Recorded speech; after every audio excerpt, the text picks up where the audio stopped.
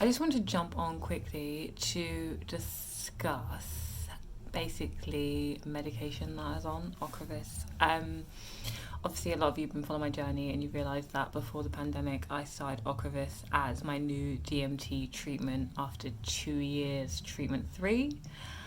Before that, I was taking Tysabri, and I had a lot of reactions to the medication.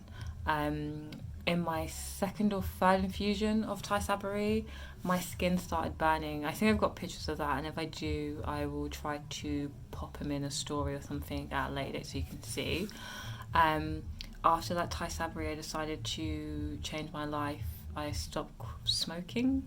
I started exercising more and I started treating myself better, food wise and health wise.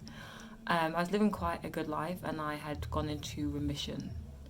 Um, Last year, after visiting a neurologist, I was told that maybe I should consider taking treatments. I was presented 3 treatments. I really do not remember what the other 2 are now. I know one had the risk of having to clean your blood as a side effect. I'm really not sure what it is, but if I find out the name, I will let you know in the comments or something. Um, but anyways, I went with what I found out was Ocrevus. Obviously, Ocrevus, I realised that there was a lot of people taking it and that it was a new treatment. I'd heard nothing but good things from people taking it, and obviously I was being offered it and they said there was no, from what I can see, there was no real bad side effects other than maybe the risk of cancer. What I didn't mention though, when I was taking Tysabri, I was actually JC virus positive. Very low, but still positive. As I was taking it, at the end, I had increased slightly by, I think it was like 0.2% of increase of the JC virus level that I had before taking it. So obviously, if I continue to take it, I don't know what would have happened. The risk of PML was going up, and the same with Ocrevus. What I didn't realise in my research is that Ocrevus even had a risk of PML with JC virus. I didn't know that. That's not something I was really aware of when I started to take it. Anyways, I totally decided to go with Ocrevus, and I chose it because I was told that I should consider treatment for the future me and not the me sitting in front of you now. I don't want to say I was vulnerable, but I was kind of vulnerable, more vulnerable to the lack of medical information and understanding that I had. Even after researching MS, obviously when it comes to new drugs, I'm only taking other people's stories in and whatever medical research that I had read. What I didn't realise is in medical research is the kind of people that they are testing on and that the groups are small and controlled. I didn't realise that the treatments were never really produced with someone with melanin in their skin in mind. It's always the same kind of group of people that they would test on. I'm not saying this is nor here nor there, it doesn't really change very much because I do know black and brown people that take Ocrevus and are doing well and are thriving, but for me, I had taken 2 half doses, so I've only ever taken 1 full dose so far. I done one in December, I think it was, last year, and then the second one was in January, I think it's late January. And it was fine. I took the treatments, they went pretty well. I didn't feel like I had too many side effects after. And I was living life fine. Obviously, as you all know, we all hit by a pandemic, and that had put back my treatment because obviously Ocrevus kills our B cells, so that our T cells will stop attacking us to slow them down. That increased my risk of contracting the COVID virus, so they decided to put my treatment up for a few months. Now it's October. It's been 9 months since my last treatment, almost coming to 10 months, which has increased my risk. Well, sorry, not my risk. What am I saying? It has made me kind of, my B cells basically are, what should I say, my B cells are kind of regenerating. When I spoke to the MS nurse recently, they had just given me blood tests to test my B cells, which they do every time. They do for you every time before you take a new dose of Ocrevus, just to be safe and secure and just to know what your level is at. When I got that result, I was told that my B cells were at 170. Now, doesn't sound like a lot, but it actually is, because when you take Ocrevus, your B cells are knocked out.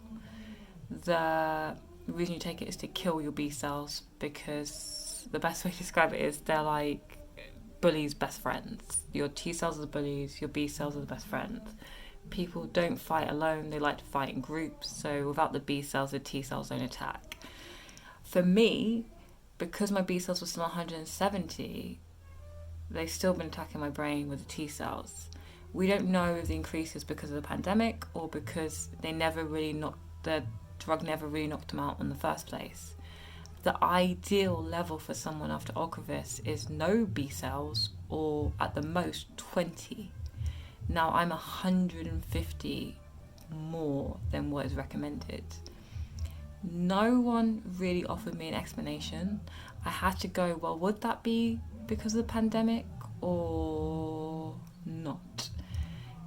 I almost prompted them to give me a response, and they went, yeah, well, absolutely, that could be the case. But it was very blasé, which is concerning to me. At the same time, I've been asked, do I want to continue with this drug? And I am dubious, to say the least, more because no one ever really explained to me what happens when I come off a DMT like Ocrevus. They've told me what it is to take Ocrevus. They've told me possibly what the side effects could or couldn't be while taking Ocrevus, but no one really told me what would happen to my immune system or my body when those cells start to regenerate. As I'm speaking to you, the back of my head is on fire. I have quite an intense headache, and I've not had a headache, MS related or otherwise, for over 2 years. Today is my first MRI of my brain and spinal cord, because I have lesions on both, just to see where I am at today, which would be the first since taking this treatment. I feel like there has been some more progression, but obviously I won't know till I get these results. And because of all this, I don't feel like I want to continue with that drug, or with any drugs really. I do personally feel like I was in a better space before I took this DMT. I'm not saying that someone shouldn't take a DMT, because I do think drugs are good and I think they definitely work for a lot of people.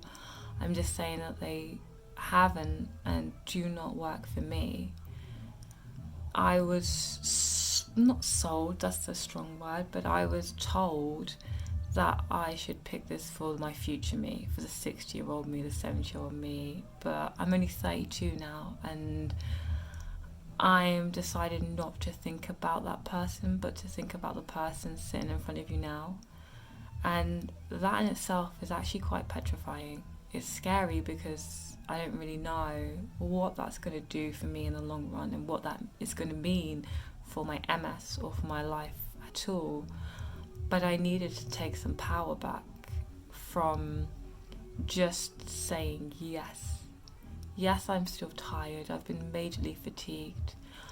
Yes, I still have bad days. Yes, I still have mental health issues and depression sometimes, but it's still not as bad as what it feels like when I'm on my disease modifying stuff. I've also come off all my day-to-day drugs. I used to take a lot of different drugs, and I don't anymore. I used to take pregabalin, gabapentin, propanol. Oh, the list goes on. I'll do a drug video. I haven't done that yet, but I will, and I'll show you. I've still got some of the drugs in a box that I will show you how many drugs at once I was taking.